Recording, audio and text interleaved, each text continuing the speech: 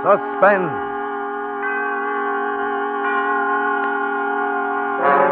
Present Mr. Burt Lancaster in The Long Wait, a suspense play produced and edited by William Spear.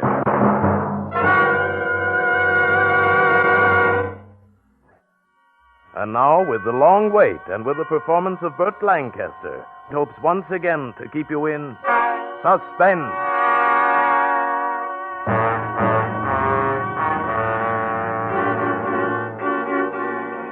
When I stepped off the train at Grand Central, I spotted Len Bush waiting for me.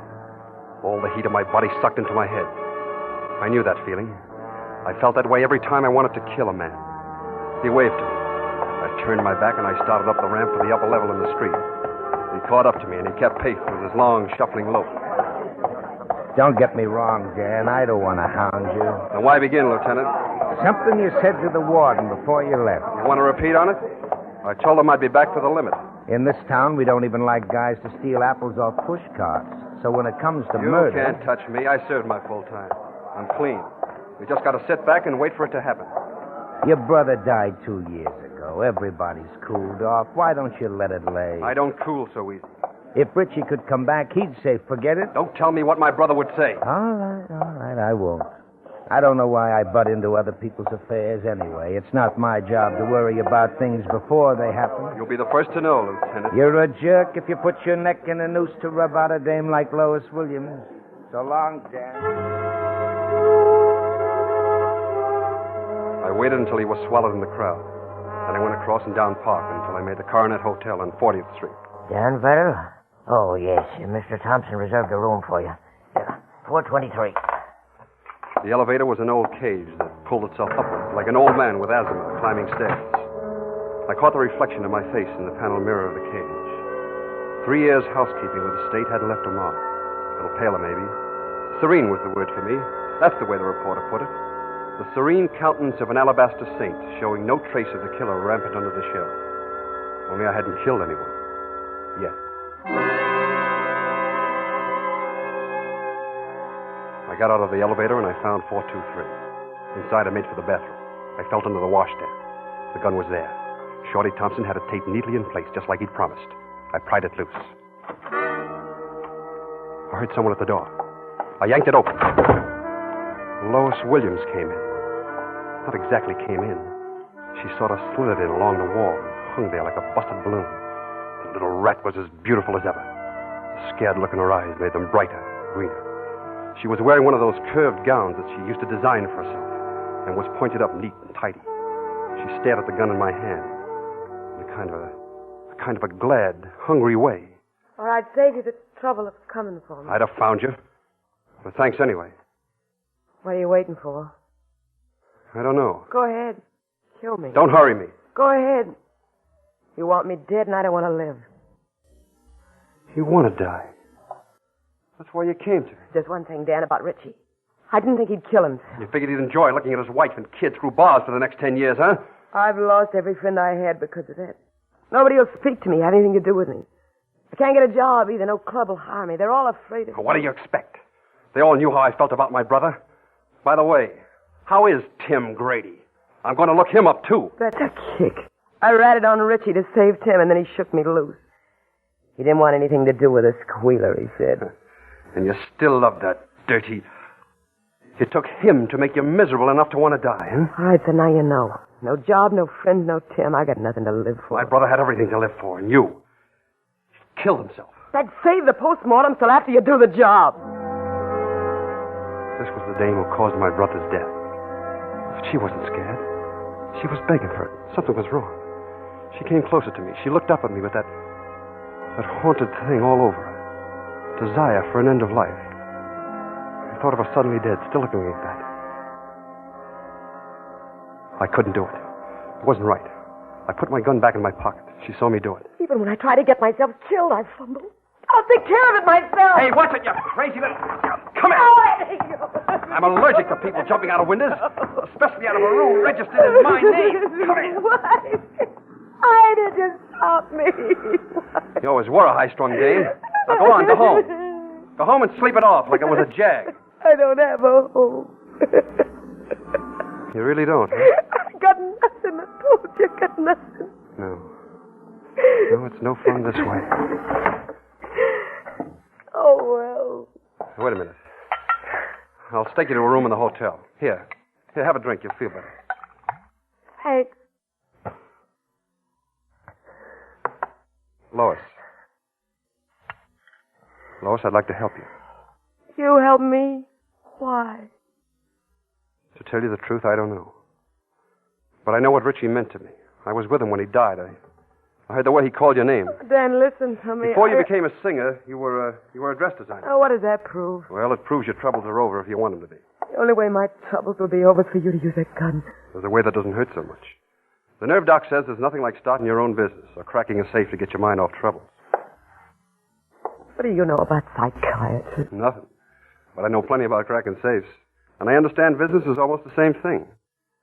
Go into business. I haven't got a dime. I'll supply the coin. We'll be partners. Yeah? And what? The dress business. Dressed it. The boys would laugh you out of town. Nobody laughs at Dan Verrill. Well, come on. What do you say? Partners? I haven't designed a dress for years. Oh, it'll come back to you. Once you're in business, you're sure to make a lot of new friends. Get a new slant on life. I'll tell you what I'll do. I'll talk to the old gang into giving you a break again. If things are going smooth, you'll be happy again. You think so? I looked at her a minute. And then I put across the clincher. Lois, I'll bet even Tim Grady comes back. I was always baffled by the effect a guy could have on a dame. I watched hope push some of the unhappiness off her face. Mentioned the guy, and the dame's heart changes places with her brain. She hesitated a second. I'll give it a try. Good. Now, do you think you can make it past bridges and open manholes, or do you need protection? I'm all right now. After all, we're partners.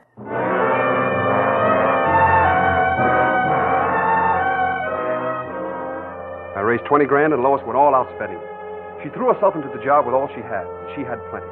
She was going to open on Madison Avenue. I spent a lot of time with Lois, talking dress shop. She took me to spots to check style. The dog show, the art galleries, the opera. She was beginning to show signs of wanting to live again.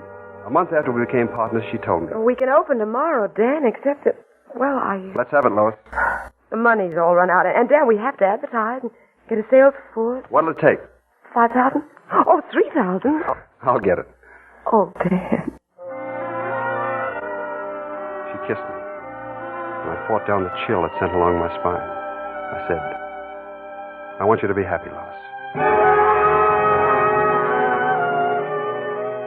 I went over to the Emerald Club on 60th to raise the money. I'd stayed away from the old spots till now. Lou Henry, who owned the place, glad-handed me when I walked in. Hey, Dan Farrell. Where you been, boy? Oh, around and about. Yeah, you're awful early, Dan. Tables don't open till 10. I need $5,000, Lou. $5,000? Without even a hello to soften me up? I need it, Lou. I figured you'd let me have it. For past favors. Oh, sure, Dan. Don't mean no more to me than my right arm. Thanks. Be seeing you. Say, Dan, a buddy of your brother's is out there at the bar. Shorty Thompson. Oh, thanks again. I'd like to see Shorty. Another one, bartender.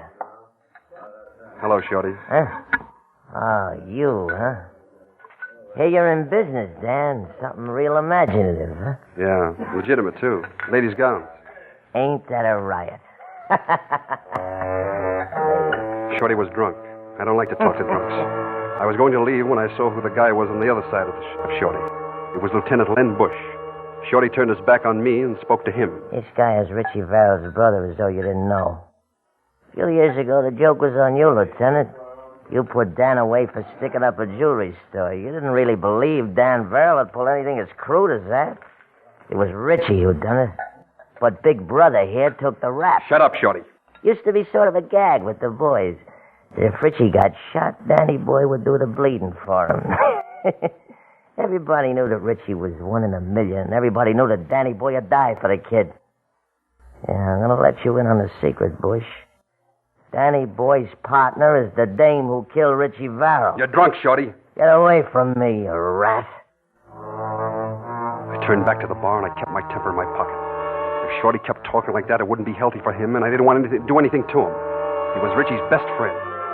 2 more of Richie's friends walked in while I was downing my drink. Gus Manning and Tommy Algo. I put my glass down and I started to leave. Just a minute, Dan. What's on your mind? The way I get the news, you and Lois are teamed up. Yeah? That's all I want to know. You think... Hey, hold it, Gus, hold it. Maybe Dan's got it scrambled. Lieutenant, Lois Williams is a dame who pinned the rap on Richie, ain't she? Any newspaper morgue will give you the answer. Look, I know she testified against him. And you know she lied about your brother to save Tim Grady. I know. Well? All right. Lieutenant, the boys and I want to have a little talk. Okay, Dan, it's your funeral. We all watched Len put on his hat and walk out. I put my back up against the bar so none of them could get behind me. Well, what are we waiting for?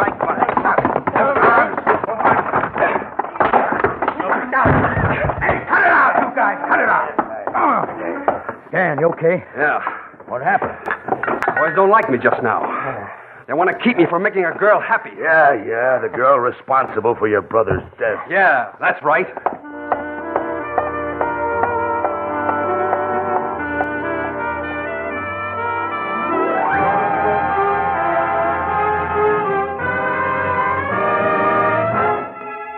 Bringing you Mr. Burt Lancaster in The Long Wait, tonight's production in radio's outstanding theater of thrills, Suspense.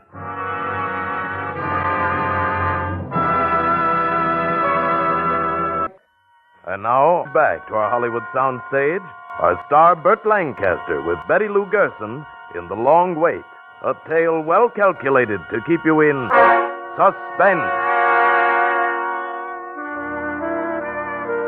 I sent the $5,000 to Lois so that she could open the doors while I went after business. And I knew where to get it. Nobody spends dough on a dame like a hood when he's loaded. On Thursday, the Third National Bank was held up. Friday morning, I knocked on a door on 8th Avenue. Who is it? Me, Dan Varrell. Busy now, Dan. Some other time? Hello, Tony. Oh, hello, Glenda. Hello. What do you want, Dan? You knocked over the Third National. What is this, a hijack? No. Your dame looks like she needs a lot of clothes. After last night, I figure on getting plenty of touch. What are you two talking about? I'm in the dress business, Tony. Tell the other boys, too. I want all the dames buying their clothes from Lois Williams. Sure. What do I care where they buy them?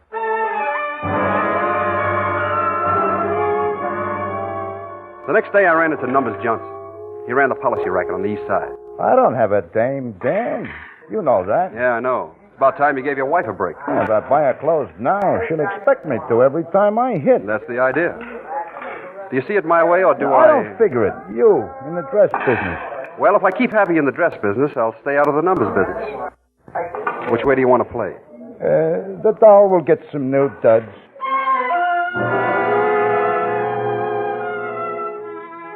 Once the ball started rolling, it became a mountain. Lois knew all the angles on female frills. Her clientele was strictly 10th Avenue, but she turned them out on Long Island, and they loved it. One dame tells another, and in no time at all, the shop was jammed with customers. It was a crime the way the dames spent the dough the hoods go to make so much trouble to collect. Lois glowed like a firefly. She was a complete businesswoman. She loved being surrounded with dolls who bounced in and out with business of the shop, business that must have Madame's attention. I asked her during a lull, "You happy, Lois?" Yes, Dad. Almost completely. I do miss the old gang, though. Come in. Pardon me, Miss Williams. There's a Mrs. Verrill outside. She wants to see Mr. Verrill. Mrs. Oh. Richie's wife, June. She was supposed to be in the mountains with the kid. That's why I sent her money. I didn't want her to know about this. She was waiting for me on the street. She had a roll of bills in her hand, and she threw it at my feet. The roll bounced against the storefront. I saw the rubber band snap off it and the bills unwrap like a sigh of relief. You think I'd take your money now? Now? Well, what do you mean? You and Lois. Okay, so it's tainted money, but you got a kid, you need it. You thought a lot of Richie, didn't you? As much as you did. Oh, no, much more. When Richie had pneumonia, I remember how hard you took it. During the crisis, you wouldn't eat or drink or talk. I remember thinking if Richie dies, Dan will die, too. Take the money for the kid. You loved Richie.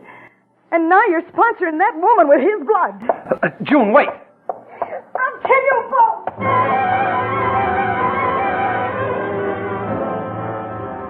Nobody was going to keep me from doing what I wanted. Not Len Bush following me around, or Shorty Thompson hating my guts, or Richie's wife itching to kill me.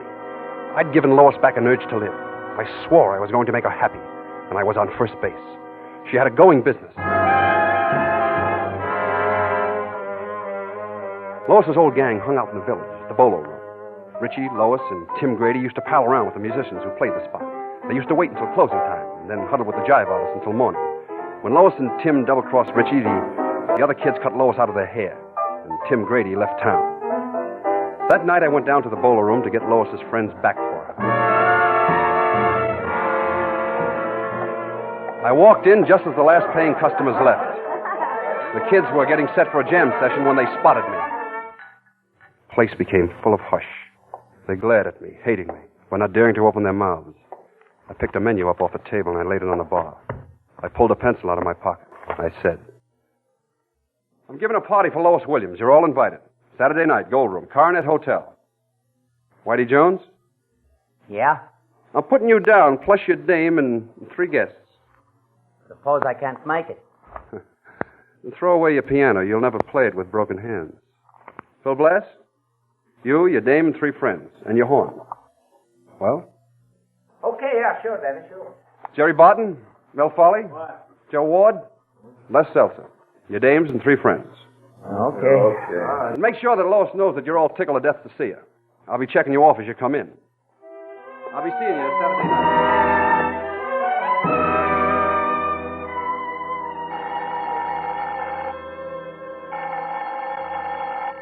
It was Friday, the day before the party. Hello? Hello, Dan. Yeah? This is Lou Henry down at the Emerald Club. Yeah. Look, I don't want you to think I'm butting into your affairs, Dan, but, well, knowing how you feel about Lois. Yeah? Well, June, your brother's wife's been down here talking to Shorty Thompson. So what? She talked Shorty into rubbing out Lois. What? He's on his way now. Remember who told you, Dan? I dialed, my body caught on fire. If Shorty touched Lois now, being a buddy of Richie's wouldn't help him. The same went for June. Hello? Lois Williams dresses. Give me Miss Williams. I'll connect you with her office. Come on, snap it up, snap it up. I'm ringing, sir. Come on, Lois, answer, come on. Miss Williams' office. Put Lois on. She's not in. Who's calling? It's me, Dan Varrell. Where'd she go? Mr. Varrell? You just called, Mr. Varrell. What do you mean I just called? Well, someone called, said it was you, and spoke to Miss Williams. I wonder why they do that. Well, never mind that. What did he say? Miss Williams always goes to the Museum of Art at this time of day to copy designs. She made an appointment to meet you. I mean, the man who called at the museum. She just left. I didn't wait for the elevator. I took the stairs 3 at a time going down. I came out on the street. A cab was idling on the other side of the avenue. I cut through the traffic to get to it. I hopped into the cab, and for $5, the hacky crashed lights all the way. I was at the museum and nothing flat.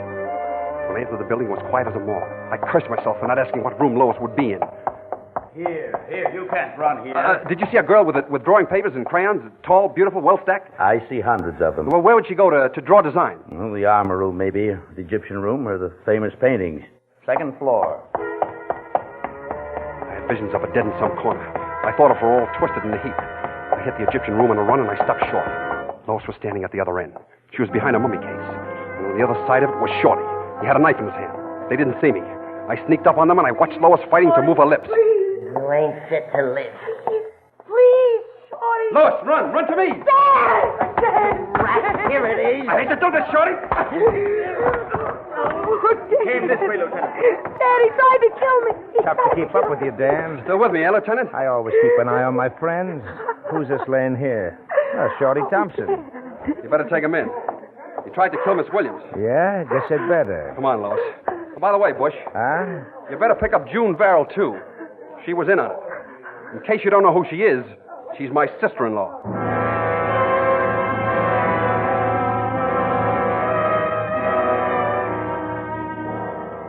With June and Shorty out of the way for a while, nothing was going to upset things now. The party Saturday night in the Gold Room was a big success. Every time somebody tried to make a break for home, I beat them to the exit and insisted they stay. The place was full of smiles and how-to-dos, and only Lois didn't know they were phony. She was a dream in a green, backless evening gown, held up by a deep breath and an anxious look. She bubbled around, greeting people. Thank you. I enjoyed it. Lois! Dan, where have you been hiding? No place. Tell me, Lois, you happy? Dan, Just be happy. That's all I ask. Just be happy. I'm doing my best, Dan. Is there any guy here you like? Anybody? There's just one guy for me, Dan. He's not here. But he is. He's back in town. He's at the Sphinx Hotel. Tim, Yeah. Lois, I think I'll drop over and see him now. Dan, you're not going to do anything? Don't worry, Lois. I'm going to fix everything.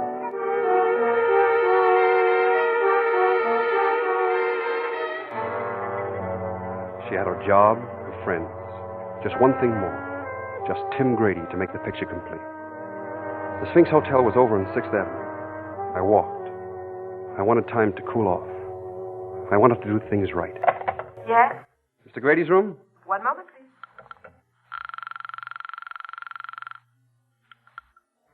Yeah? This is Dan Varrell. Dan, Yeah, remember?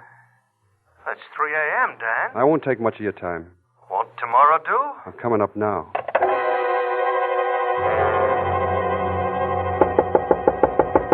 Come in. I pushed open the door and I went in. He was standing by the bed. He was wearing a monogrammed black robe over some flashy yellow pajamas.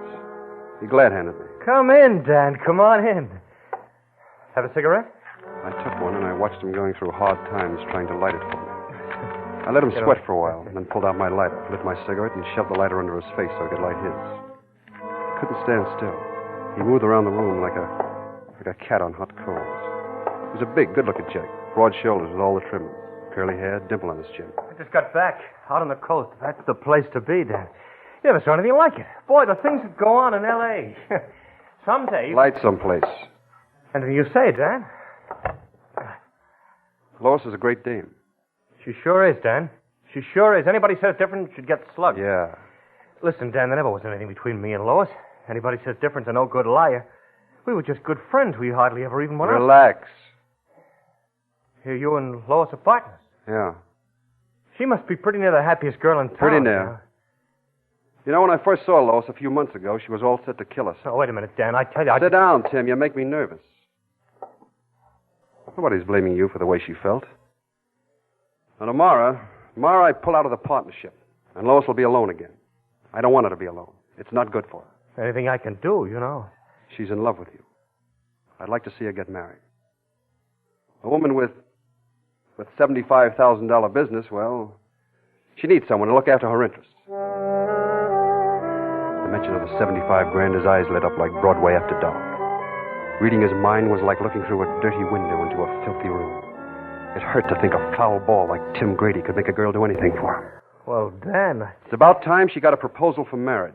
Yeah. Why don't you call her up, Tim? Yeah. A good idea, Dan. I mean, right now. Stuyvesant 1541. Now? Well, sure, if you think... I won't know what to say. It's been so long. Say you want to marry her. Yeah. Yeah, sure. Lois? Hello, baby. Well, so you knew the old voice. I closed the door. I didn't know if I'd be able to control myself, if I'd listen to anymore. I got to the dress shop at 10 o'clock the next morning. Lois was floating around like a waft of loveliness. She touched the inkstand on her desk, moved a chair, straightened a picture, wasn't conscious of what she was doing. She talked fast and happy about things that didn't mean a thing. She flung open a window and hugged the inrush of air. She spoke with her back to me. Oh, Dan, it's wonderful. Isn't life beautiful? You're happy, huh, Lois? Tim was waiting when I got here this morning. He proposed. He said you wanted it that way, too. I guess I'm the happiest woman in the world. Can I use your phone? Sure. Call Paris, Bombay, Shanghai. Imagine it's Tim. Homicide, Lieutenant Bush. Dan Varrell talking. I'm at Lois's shop. They said we'd be married. If you get here in 5 minutes, it'll be about right. Yes, Dan, I'm the happiest woman in the world, and I owe it all to you. She turned from the window and saw the gun in my hand. Now you're worth killing.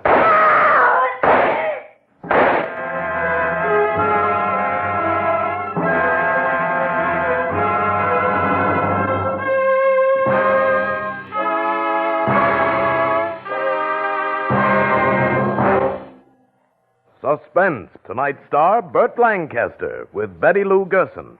Next Thursday for Suspense, and it is, as we say, A tale well calculated to keep you in suspense.